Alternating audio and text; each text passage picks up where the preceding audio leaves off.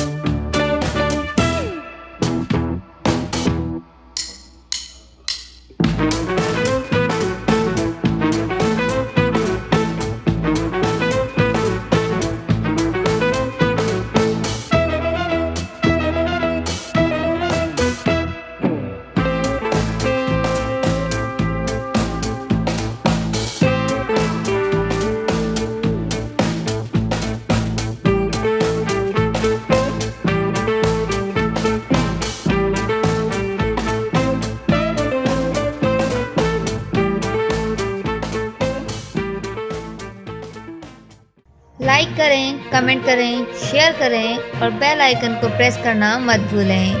देखते रहिए on news.